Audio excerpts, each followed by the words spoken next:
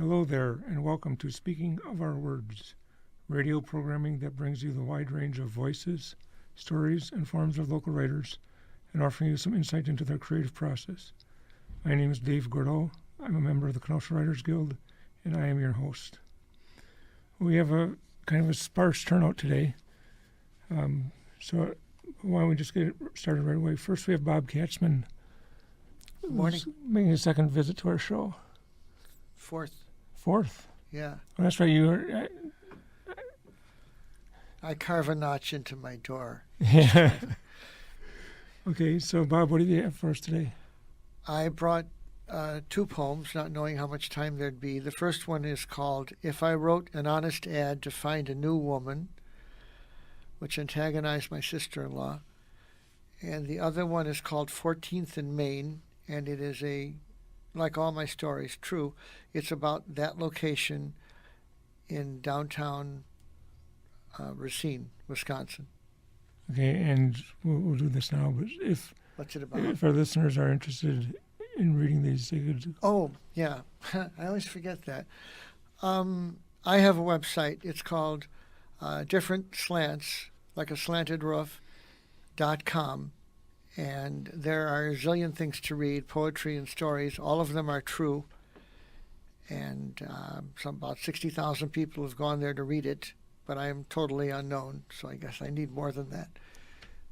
Anyway, both of these items, most of these poems I'm going to read are posted, and anything else you want to read. And you can always comment underneath the poem. Okay, great. So why don't you go ahead and... You ready? Yep. Okay, am I ready?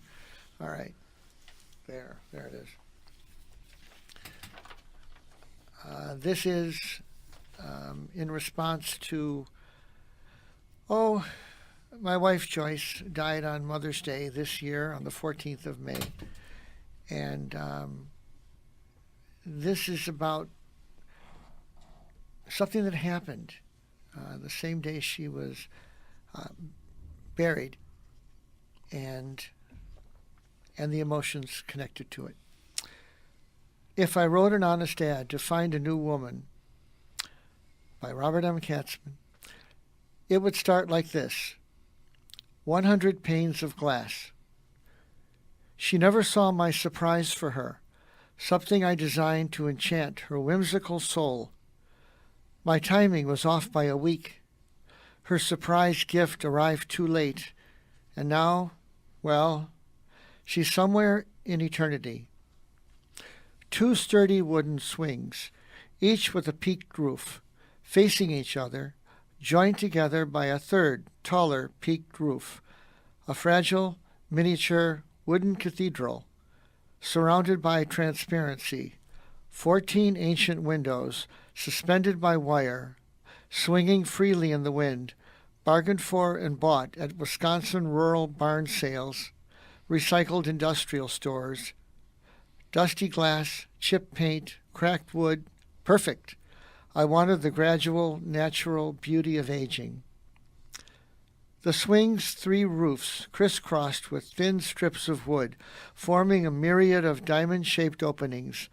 When the sun's rays pierced these tiny windows, 1,000 golden diamonds spangled the swings, flowing grass between them, any person sitting on a swing, a virtual moving carpet of light. 100 panes of glass, assembled in a square, surrounding the swings, create the illusion of seclusion, inside looking out, outside looking in. Swings move independently because my missing love was an independent woman. Now her pictures dot my walls, her voice, her laugh saturate my mind. But my bed's empty. Her touch is gone. Her lips are gone.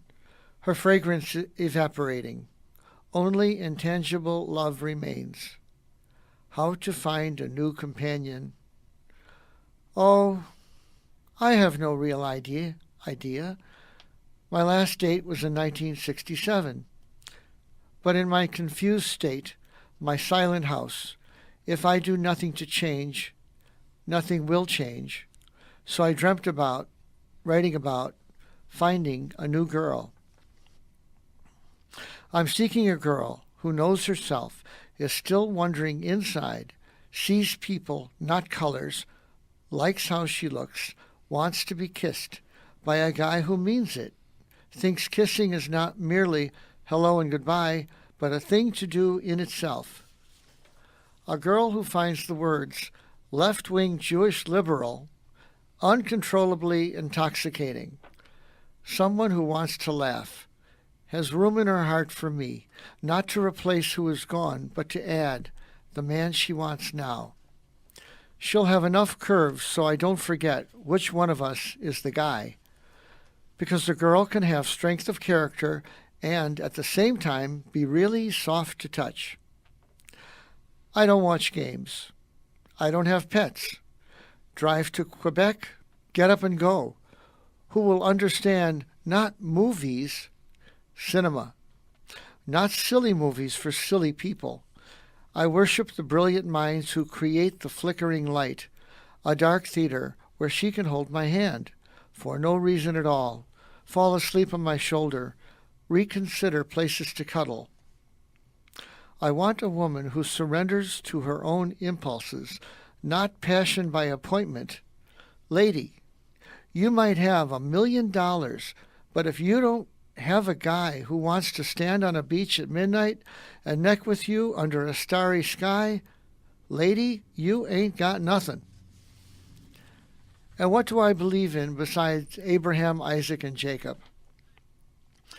I believe in doo-wop, Springsteen, 1950s Elvis, Johnny Cash, Buddy Holly, Roy Orbison, Frank Sinatra, Jackie Wilson, Dion DiMucci, The Supremes, Aretha Franklin, the Everly Brothers, most anything with a hot saxophone, a demon drummer from hell.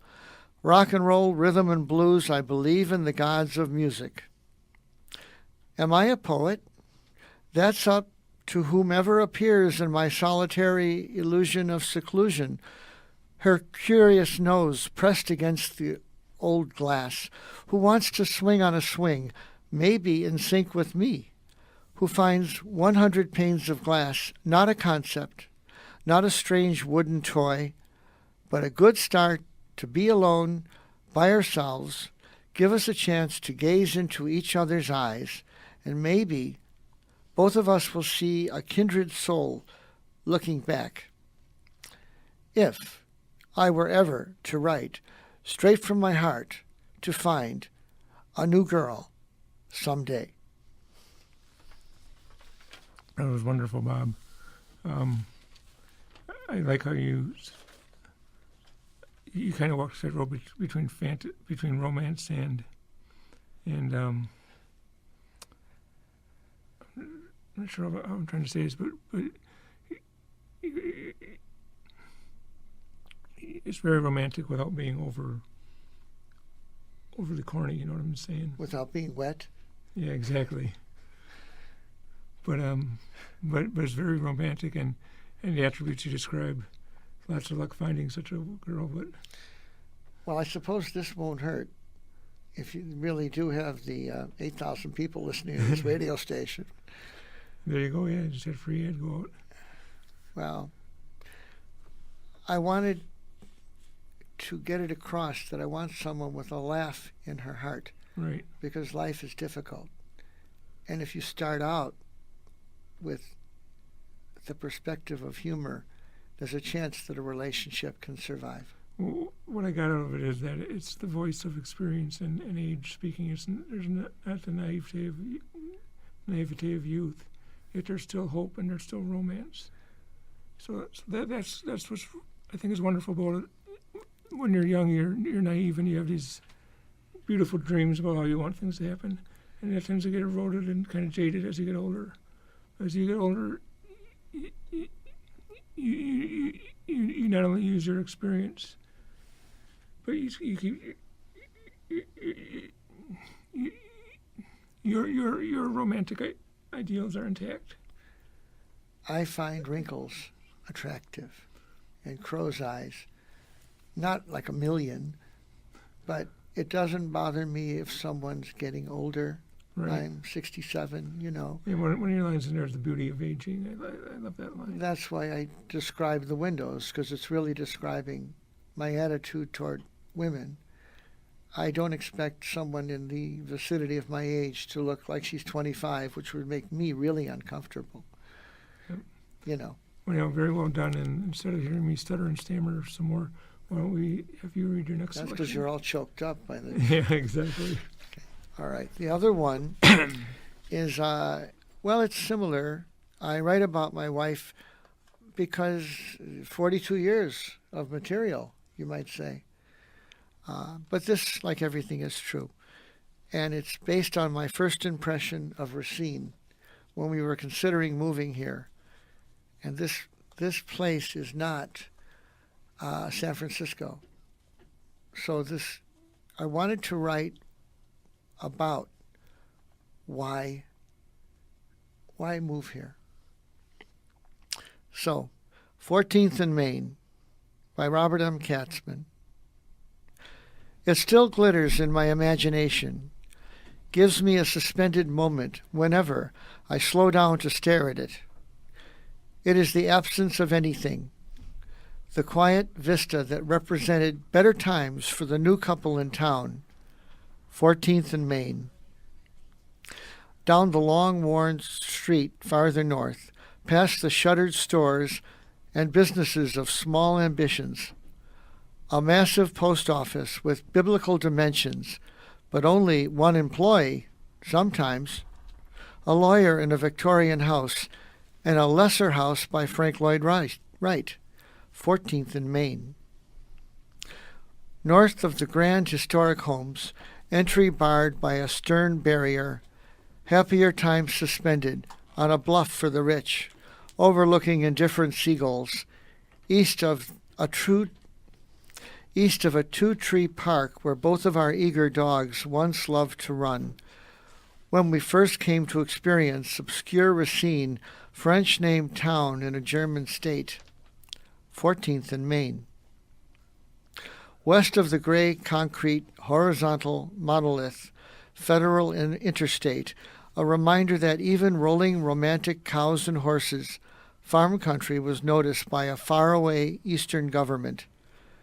Steel hulks seemingly floating north and south from a distance, 14th and Main. A narrow, straight strip of road, mindlessly running toward the lake. Denny's, Dairy Queen, McDonald's, framing the question, where the hell are we now? Petering out at 31 and 20. The road narrows and hits the kink in the road, desperate part of town, shuttered vaudeville marquee, ghosts of once upon a time, couples loved here, lived here, left here, when all the good jobs dried up, 14th and Main. At an age when our values changed, leaving big city glories behind us, foreign bookstores and foreign movies. No, foreign restaurants and foreign movies, bookstores and actual delicatessens, we willingly agreed to accept a minimalized life together, a jet transformed into a stagecoach, seeking less with time for more, the illusion of time for more.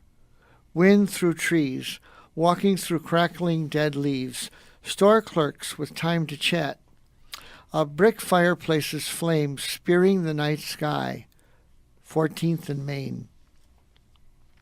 Just a stretch of blue water, a top hat of billowy sky, a split breakwater to frame it, hypnotically uniform wavelets, soundlessly and sunny, sometimes a lone sailboat, always smack in the center of it. A strange tranquility offered itself to the two of us, our worn selves and our worn dogs, an actual gasp at first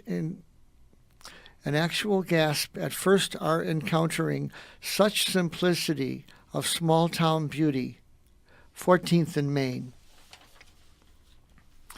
8 seasons passed us by, fate's generosity turning elsewhere, birdhouses hung and flowers planted, friends made and time slowing down, rediscovering conversation, romantic pastel sunsets, cloudless dark skies which allowed us to see stars.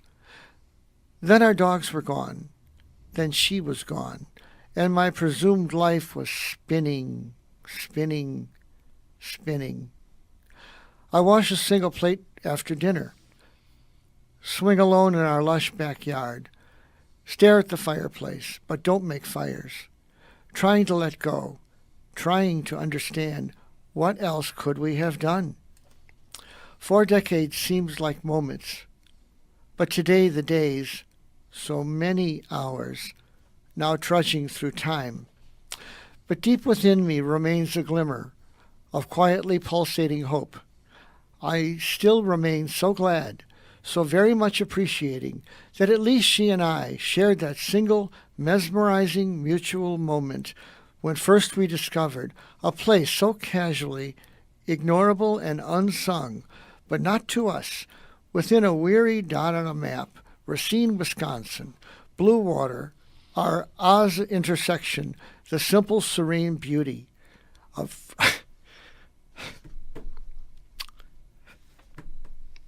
14th and Main. 14th and Main. And that was beautiful, Bob. I made it almost.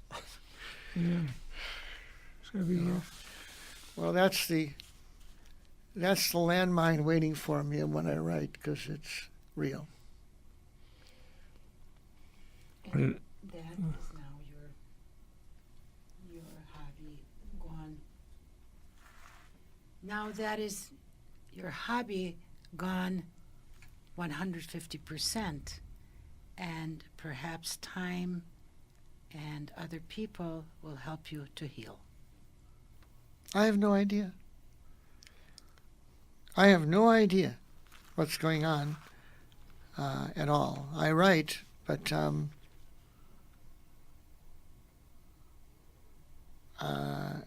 everything was based on 2 people and 42 years of knowing each other and not even having to talk to communicate.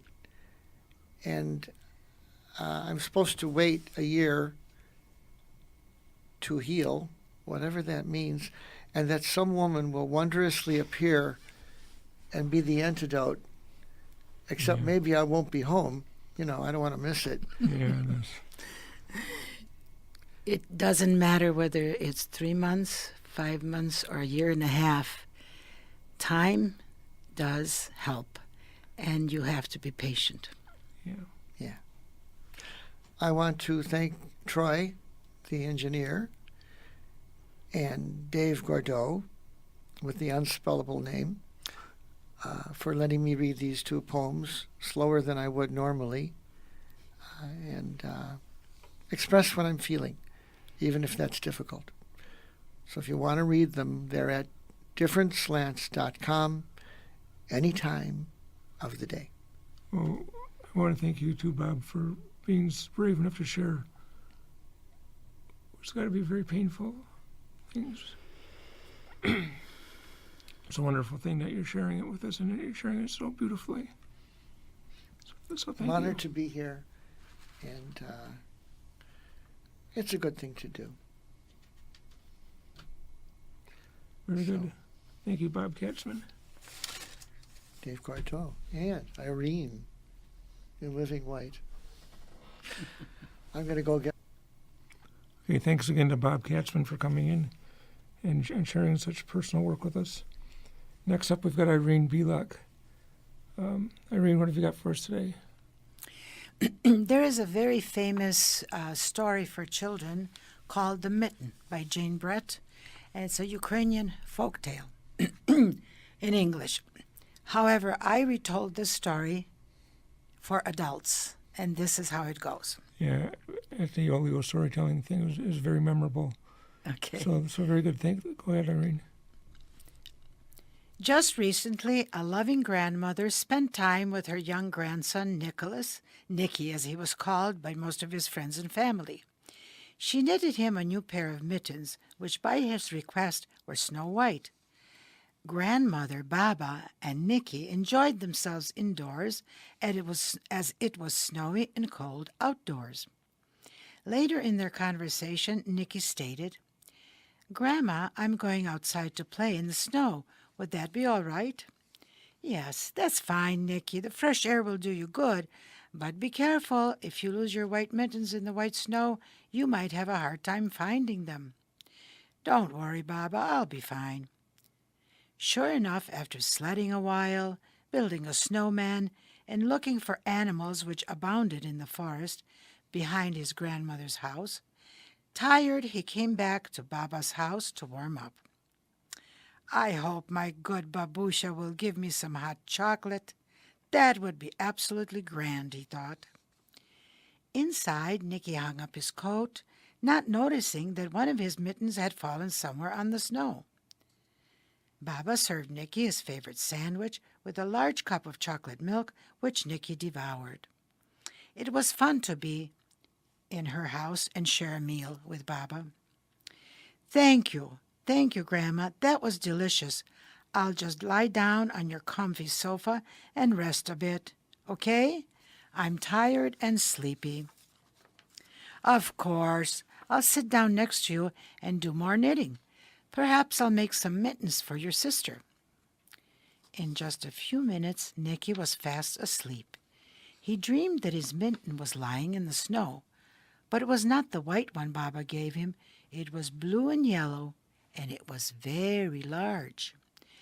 Outdoors, in the bitter cold, Harriet Hedgehog was looking for food, spotted the blue and yellow mitten, and decided to climb in to see what there was to see.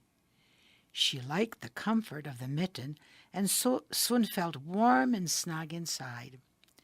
Rare Rabbit came by and asked if he could join her. "Come in," replied Harriet Hedgehog. Soon Felix the Fox came by and asked to come inside also, wagging his bushy tail. "We'll move over. Come on in. We'll make room for you. You'll warm us up with your cozy fur." "Thanks. We'll make it a party." Foxy Foxes love to have a good time, especially when they have consumed a few chicks. "Hey, what's going on?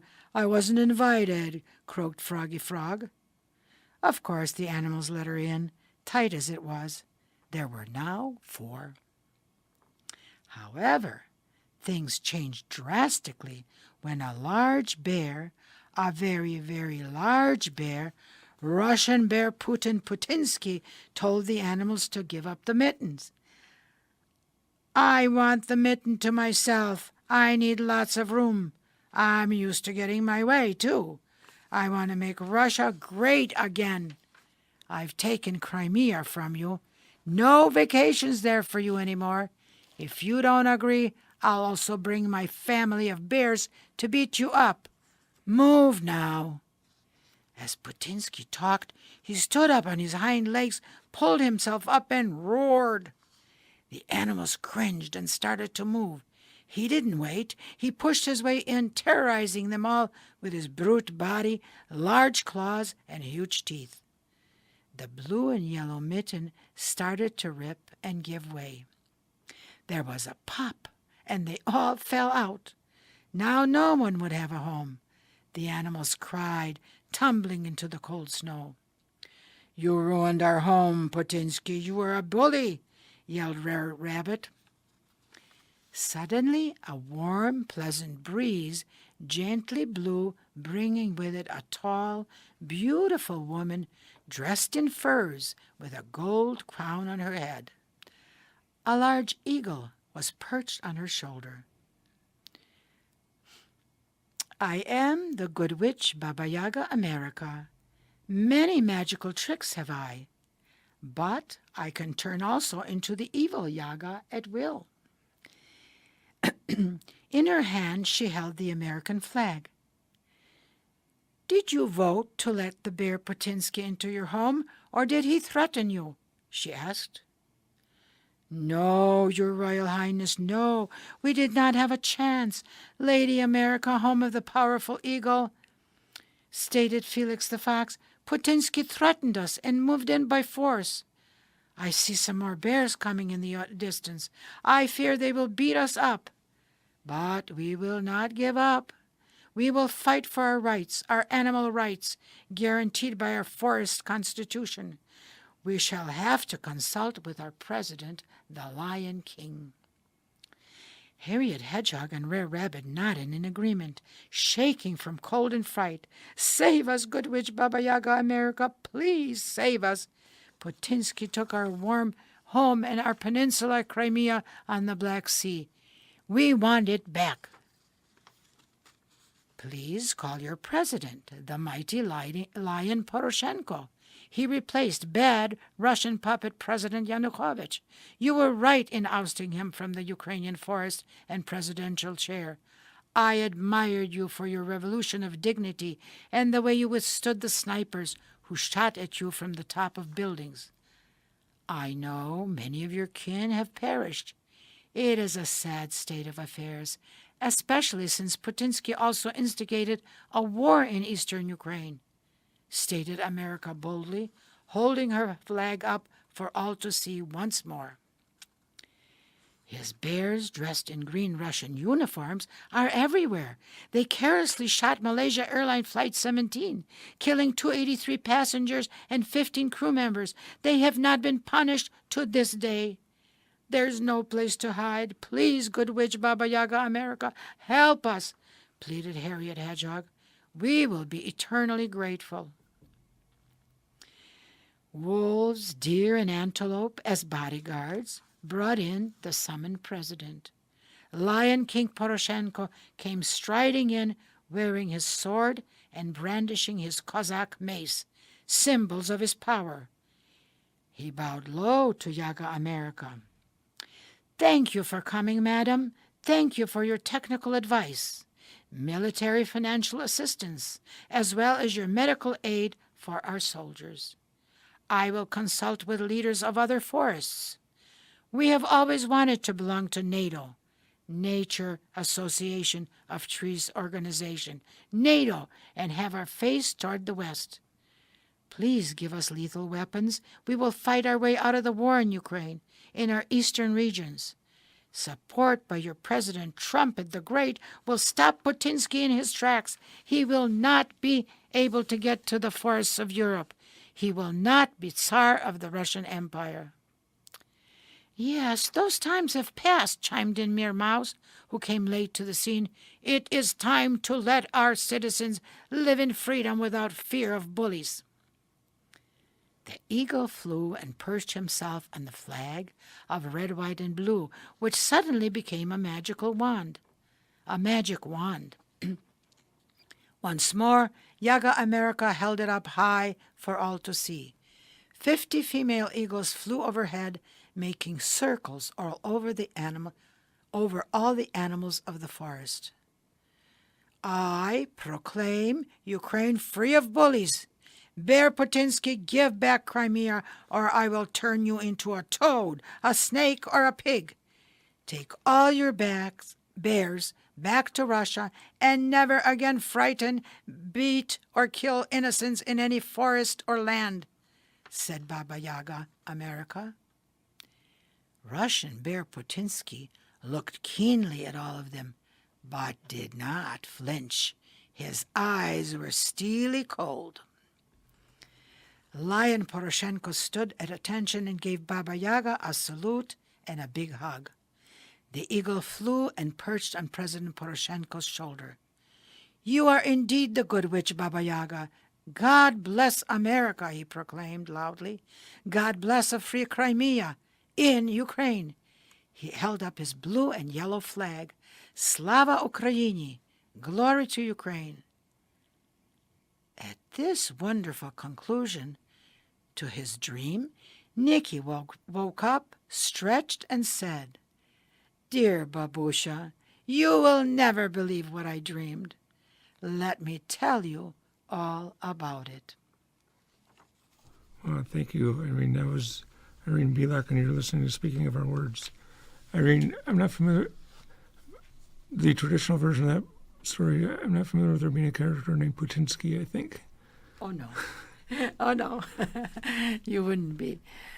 Putinsky is a new character in my retold story. Yes.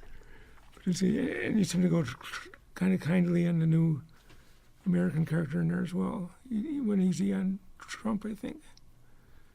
But very, very good. So, what else do you have for us today?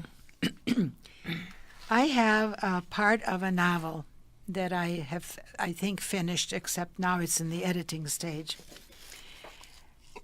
Part of the novel that I need to summarize a little bit before I read this is that it is late 80s, and though Ukraine does not become free until 91, there is what is known in America as glasnost. There's an easing of tensions, and there is some freedom for the people to move back and forth.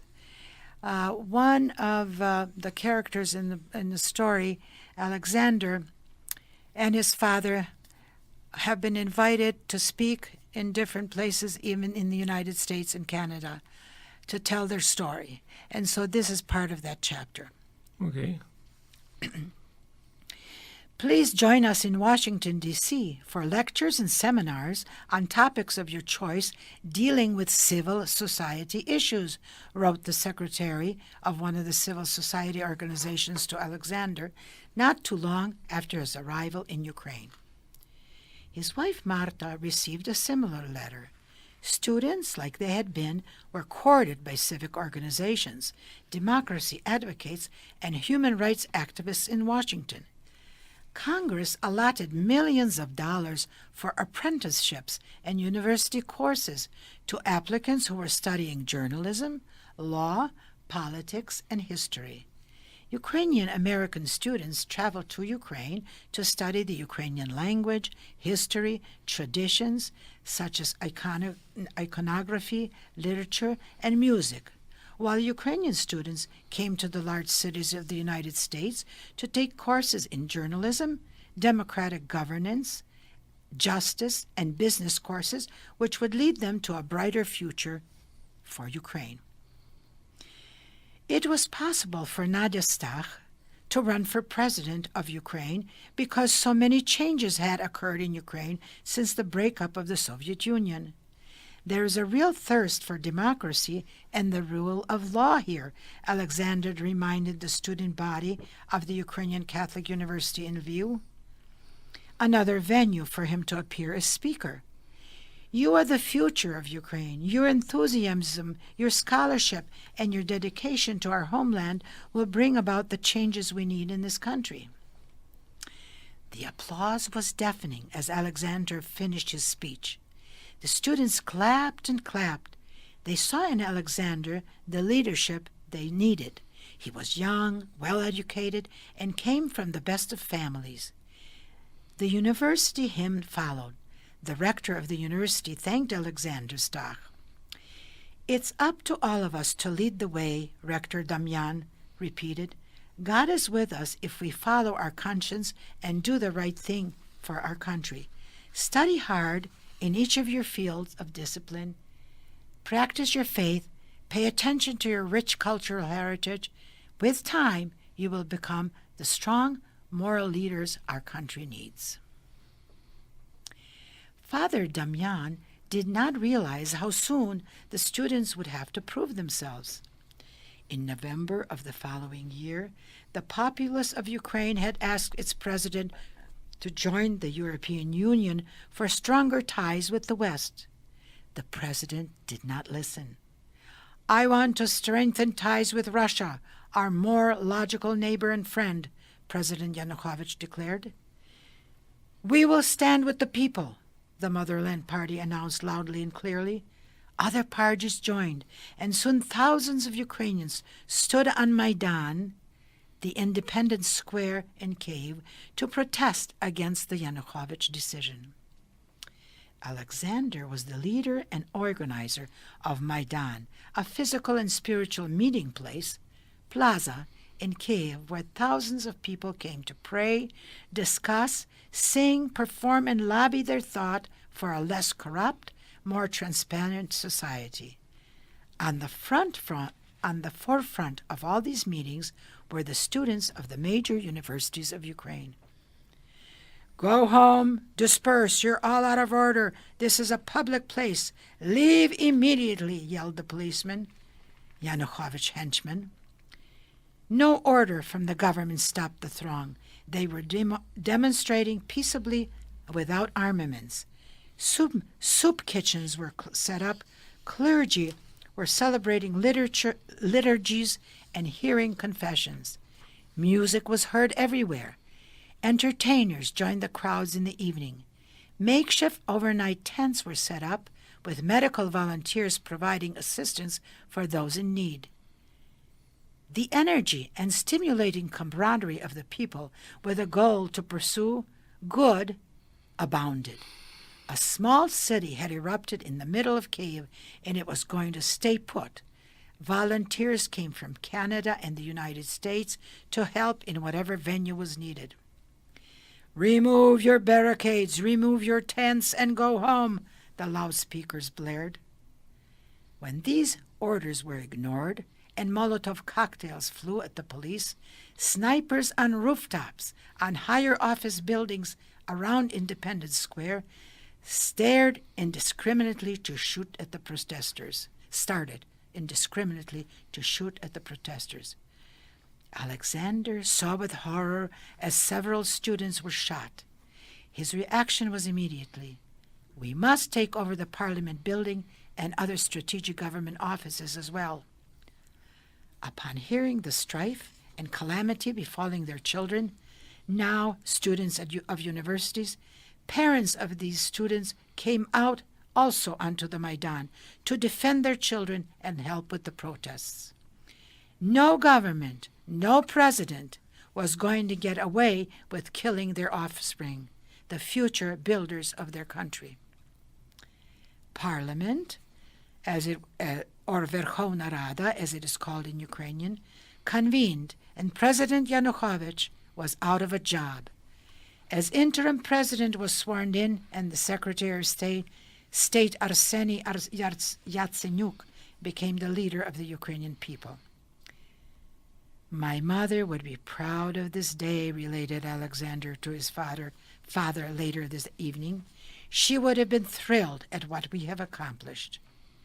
His father could only nod, his eyes moist and tender with pride.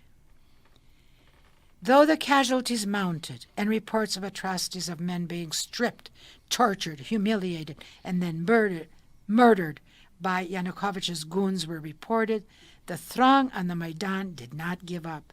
The people struggled through a cold, unforgiving winter, and they won. The corrupt Viktor Yanukovych fled for his life to neighboring Russia. His vast riches and extravagant house were toured by ordinary citizens later, who were aghast at the way their tax money had been spent. Sometime later, one of the luxurious homes was transformed into an orphanage. A Ukrainian weekly newspaper reported.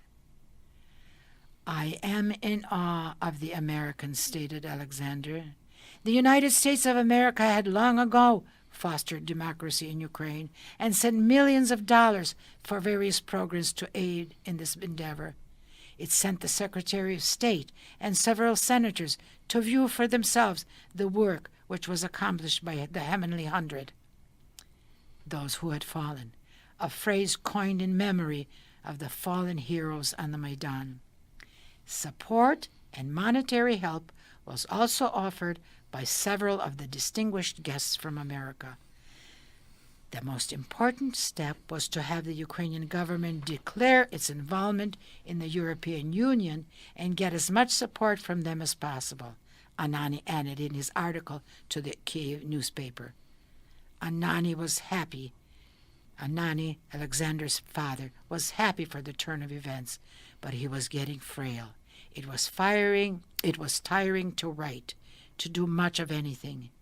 He had to admit that he was getting old. If only my wife Nadia had lived. That is the conclusion that I would like to finish today. Wow.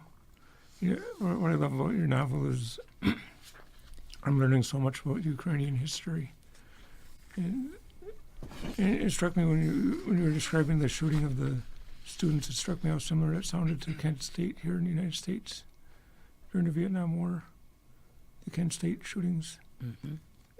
So there's a frame of reference. I think we all have different frames of references that we bring to work like this. Democracy is a wonderful kind of government, but it has a great deal of responsibility. You cannot take advantage Right. here and there. No shortcuts. Very good. Well, thank you, Irene. You're listening to Speaking of Our Words.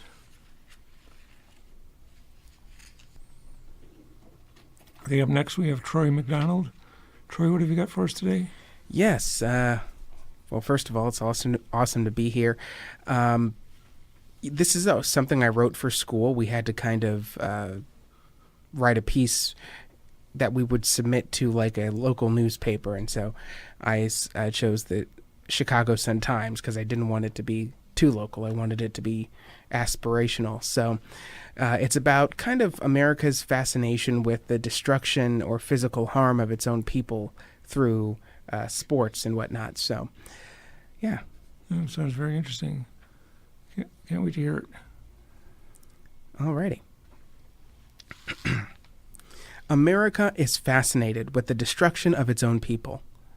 Some may lay the blame at violent TV programs such as the NFL and WWE, which showcase physical violence weekly and are viewed by millions of people. Why is this?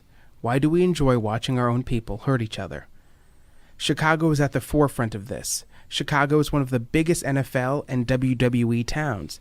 In fact, WWE has held 2 WrestleManias, the Super Bowl of wrestling, in Chicago, one of the few cities ever to have that distinction. The restaurant, the Squared Circle, is located on the city's north side and is dedicated to pro wrestling. WWE's own restaurant in New York City, entitled The World, failed, yet the startup in Chicago is alive and well. That's saying something.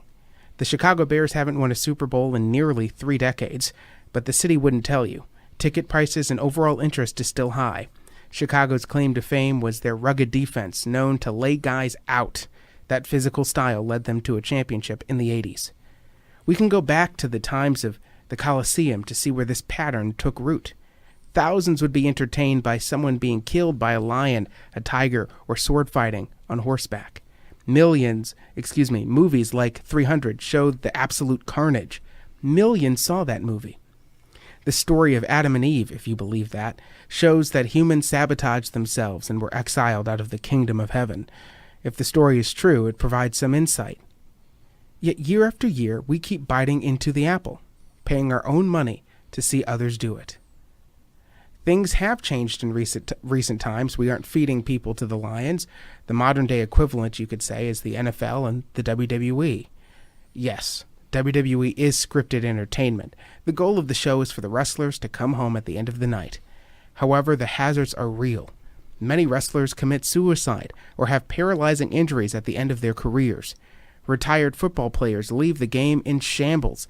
Many have crooked fingers, broken joints, and head trauma. Good Morning America personality Michael Strahan cannot clap his hands correctly. His fingers are bent in different directions. Athletes are dying, and some of those who live have a severely limited quality of life. I am a part of the problem. I've been a WWE fan for almost 12 years. I got hooked when I was 14 years old. I'll never forget Randy Orton kicking Mick Foley down a flight of stairs at Madison Square Garden. I remember the thud, the splat, Mick's 300-pound frame crashing against the steel of the guardrails and the concrete of the stairs. I was hooked.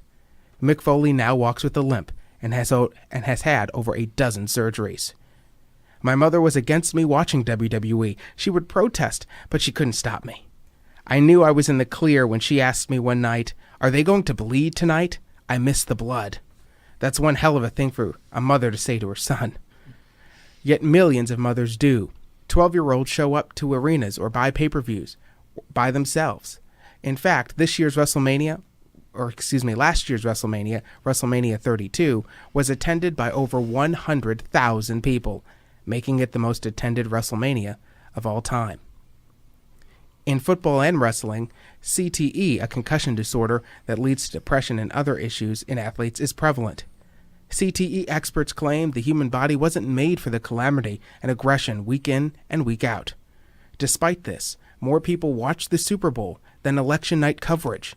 According to Nielsen ratings, over 70 million people watched election coverage on all the different networks. An average of 120 million people watch the Super Bowl every year. We would rather watch people smash each other into pieces than know who's going to represent us as a nation to our free world. There is a direct correlation. As soon as the election was over, NFL ratings spiked nearly 20% that Sunday, according to Nielsen. Americans were tired of thinking. They wanted to release the pain, or at least let others do it for them. Of course, I'm not anti-WWE or anti-NFL. I'm a fan. I watch every week and will never stop doing so. The thrill of the storylines, the drama, and the physical pain is too enduring for me to let go. It's very telling, though, and serves as a mirror as to what's going on nationally. We all wonder if we are enough. We question our self-worth. Even if something is working, we end it before we get hurt. We don't want to see the impending doom. When we are afraid, we throw others under the bus. We blame others. This allows us to be okay with ourselves, watching others hurt themselves. Better them than me. They take out the pain we feel inside. WWE and NFL are not to blame. They make billions of dollars placating on the undying need to hurt the bad guy, the opposing side. Their pain finally allows us to get a victory in a world that tells us so often, no. When our guy or team wins, we win. The country still loves its violence. We ask ourselves every week if we're going to bleed, just like my mother asked me about WWE. Americans have a way of cutting themselves open again and again, revealing that Band-Aids and time don't heal all wounds. Another dose of chair smashing and helmet crashing, and all is right with the world. The athletes are the only people who have it worse than us, taking the shots that we don't have the guts to. So we cry for their blood to make us feel alive. It's deep, twisted, shocking, and It's deep, twisted, shocking, and unquestionably American. Well, that was very thought-provoking. I've always thought that the NFL was, the appeal of the NFL was the closest thing we have to war without being war. Yeah. You have two teams, like you have two countries in war, and they're trying to march through the other team's territory to get into the end zone. Yes. And every play they stop, they huddle, they make their plans, and then they have these plays which are like battles. And I'm a huge NFL fan myself, so I'm guilty of. I'd like to know how many females watch these shows. Actually, I can't speak to the NFL, but I'm a huge wrestling fan, as I noted. Females are one of the biggest growth avenues for wrestling. In fact, they actually make a conscious effort. WWE every October sponsors Susan G. Corman, and they change the color of the ropes to pink and have the wrestlers wear pink on their shirts. And so the mothers are bringing their kids, which is a smart strategy, because when the mother brings their kids, they buy the T-shirts and the merchandise for these kids. Mm-hmm. And so they've made a very conscious effort to target women and mothers particularly. That's amazing. I only like soccer, tennis, and volleyball, and the others I can do without. Well, volleyball, you might get smashed in the face, a ball smashing in the face a little bit, but we have. And it's going to be real interesting to see what happens to the NFL in the next 20, 30 years. Right. What they're learning about the head traumas. Exactly. And what we're noticing, too, on the local level, and is that a lot of parents are not signing their kids up for football. Kids themselves are not signing up. Mm-hmm. And so they're having, as you noted, in the next 20, 30 years, there's going to be a real talent shortage on finding these and cultivating, because most of these NFL players have been playing since they were 5 years old in Pee-wee little leagues, mm-hmm. And now it takes them that 20-year period to get good, so they're not having that talent pipeline. And the NFL actually now sponsors summer camps across the country to kind of get kids to play, and they use that as a way to get kids involved in their community. So you're right, that's an interesting point, Dave, to see where they will be. Well, that was not only thought-provoking, but it was a very well-written paper, and I'm glad you submitted it to the Sun-Times. As a former teacher, I would give you an A+. Oh, wow. Thank you, Irene. That's awesome. I want to take the opportunity, since you have let me read several pieces, and usually they're on my favorite topic, Ukraine, to just say Happy Independence Day in the diaspora and in Ukraine. Tomorrow is the 26th anniversary of independence from the Soviet Union. Wow. So I thank you for letting me share the information. Well, thank you for the information. It's very, very, very good stuff that we should know. Absolutely. Okay, you're listening to Speaking of Our Words. Thanks, Troy. Okay, seeing as it's the month of August, I thought I'd read a couple of short pieces of prose that I wrote in August. The first one I wrote August 15th, 2011, which was my 30th wedding anniversary. So this will be real quick. The first time I saw her, if my memory is correct, was on Monday night, January 14th, 1980. Our first date was Friday, March 28th, 1980. Somewhere in between a friendship that will never end began during breaks in our night classes at Gateway Technical. The exact date I fell in love with her is unknown. All I know, it was long before I admitted it to myself, and even longer before I nervously confessed it to her. My memory is usually pretty good, but now, more than 30 years later, I can't remember what it was like not to be in love with her. Sometimes I suspect I was in love with her long before we met, possibly from the day of my birth, if not before. We were married 30 years ago today, on Saturday, August 15th, 1981. I am thankful for all the time we've spent together. For the past 30 years, we've been traveling companions, exploring the deep and mysterious realms of the heart and soul. Our journey so far has revealed, in the depth of our love, truth and beauty far beyond what I could have ever imagined. Every morning, when I wake up next to her, my soul is renewed and refreshed, and in that moment, all pain and cynicism and defeat are laid to waste, and love and hope and faith are restored, and I am sustained. Happy anniversary, Debbie. Thank you for your kindness, your courage, your heart, your strength. Thank you for your eyes, your face, your skin, your grace. Thanks for your friendship, your companionship, your understanding, your love. For all you've given me, I remain devoted to you and forever yours. Okay, next one's a short little piece of prose I wrote about 2 weeks ago. And it's called August. And take a drink of water here first. Okay, August. Today, while mowing my lawn, I kept looking at the house, specifically at the kitchen and dining room windows that faced the backyard. It seemed like every time I looked, I saw, staring out of the black of the window, a face. There were different faces every time I looked. The faces of children, the faces of my children as they used to be when they were small, when they still called our house their home. They were vivid and clear, yet I knew they weren't real.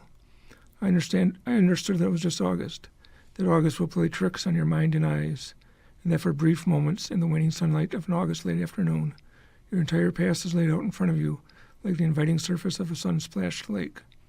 Should you choose to dive into August, though, you have to be wary of the current, because it can be strong enough to pull you under and drown you. August is full of the ghosts that never returned from its bottomless depths. August is the last full month of summer, and while it's still warm out, there are just enough days where the wind shifts and blows cool and crisp air from the north.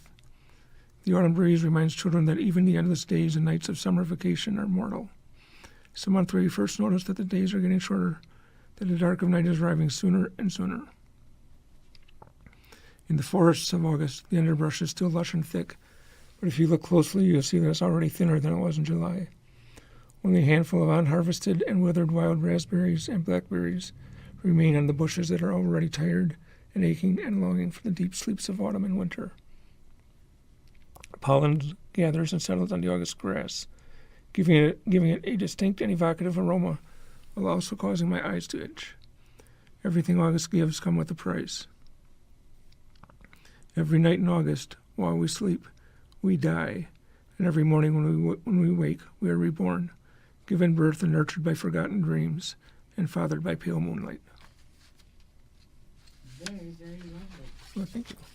I'll have to think of August in those terms next time I have it on my calendar. Okay, the next thing I want to read is a brief bit of prose that originally I wrote for my second novel, which I just finished, but I had to cut it out, but I still like it, so I'll let it read here before it forever dies. It's called Helicopter Seeds. It was only a half day, the last day of school of my third grade year.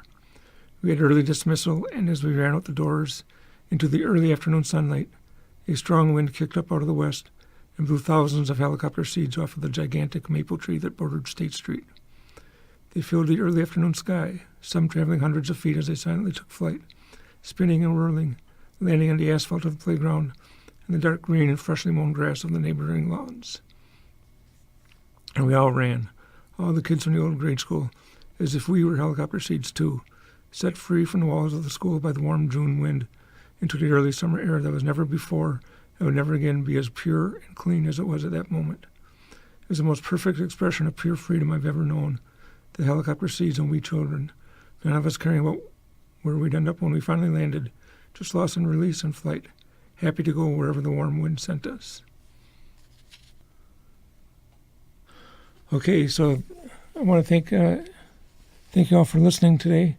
This show is a production of the Kenosha Writers Guild. If you have any questions or comments or wish to participate in this program, please visit KenoshaWritersGuild.com and come to one of our meetings. Please visit the Facebook and YouTube pages for this show, Speaking of Our Words, and feel free to leave a comment.